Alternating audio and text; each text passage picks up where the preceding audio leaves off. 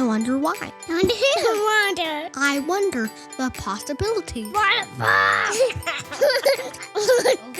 This is wonderful. This is wonderful. What a wonderful day. Wonderful day.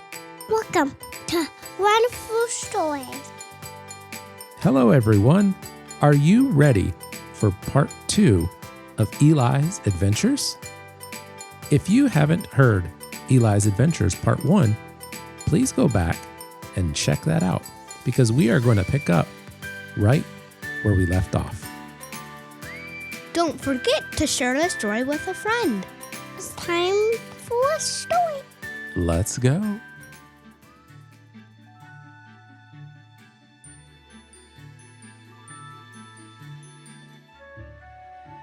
Eli had woken up to a soft breeze in the air, and he wasn't even in bed.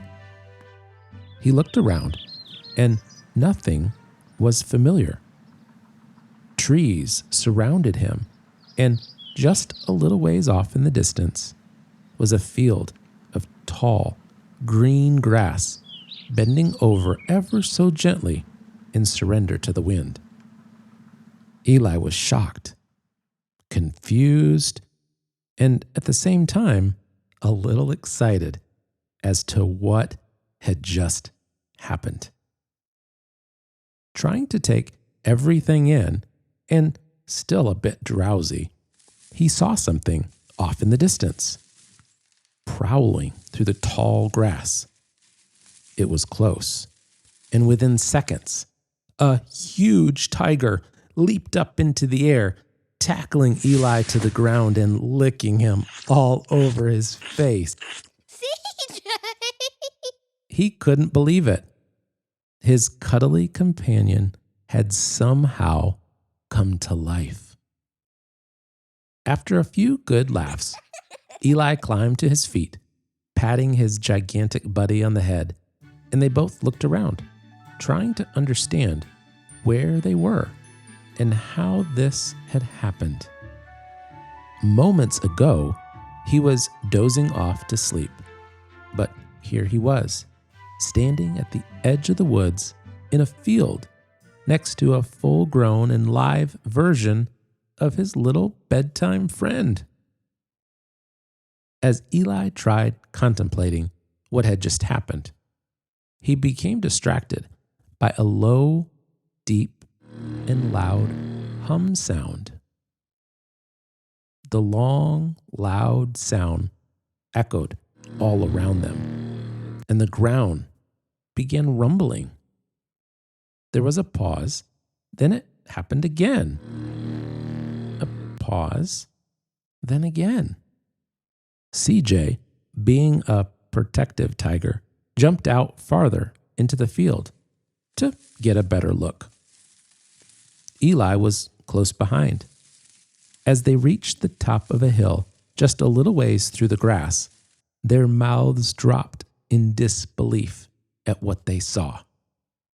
They froze, staring at what looked like something you would only see in pictures or something from his imagination.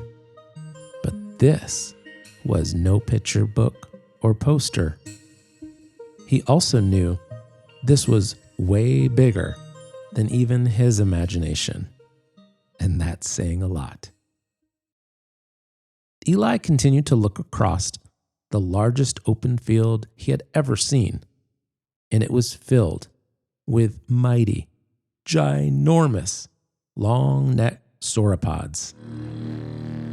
Beyond his ability to comprehend, he started to wrestle with the fact that he had somehow traveled back to when dinosaurs lived.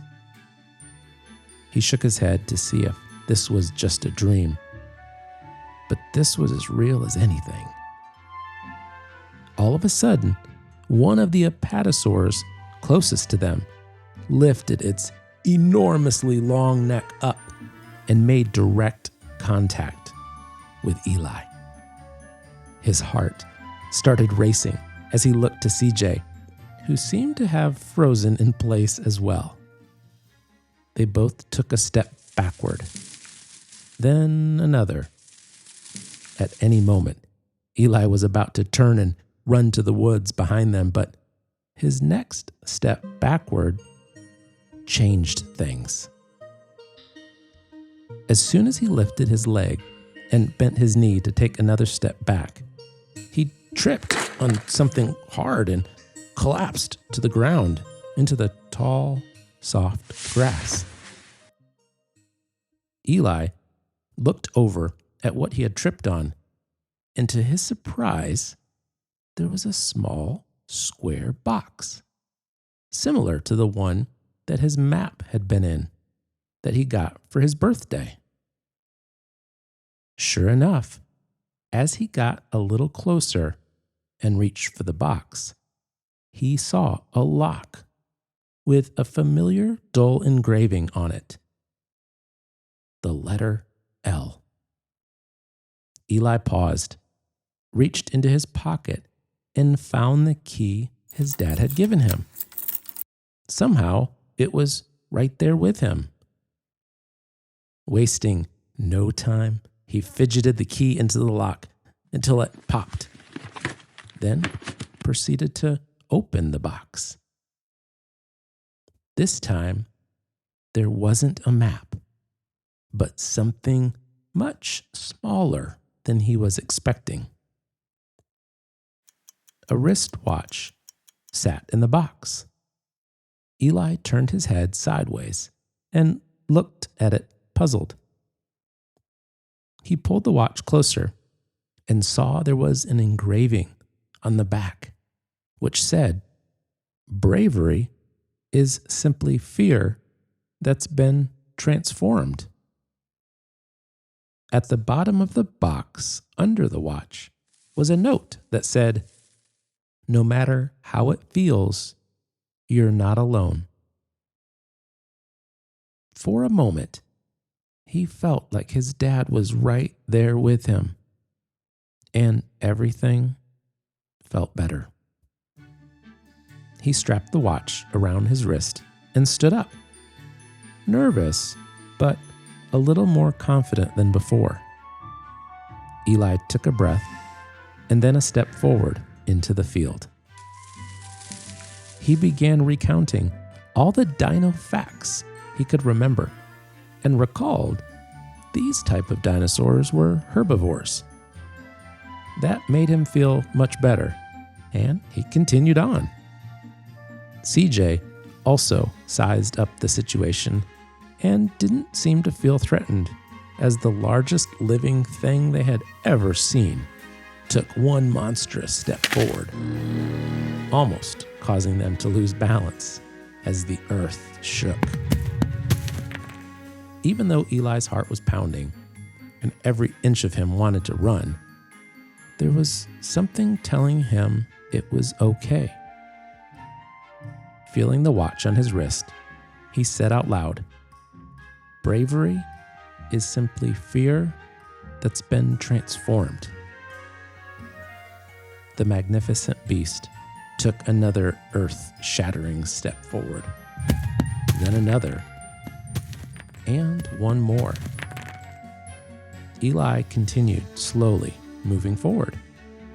His steps sounded like a mouse munching on a crumb compared to the dinosaur who stood now directly in front of them. There he was, and as they made eye contact, he couldn't help but smile. He had only dreamt about something like this. Ever so slowly, Eli reached his arm up, and the dino lowered its neck, gently assuring him everything was going to be okay. What will happen next? We'll find out in part 3, which will be coming soon. Today's story, Eli's Adventures, Part 2, was written, read, and produced by Eric Anthony. If you haven't yet, please subscribe to Wonderful Stories and follow us on Facebook and Instagram too.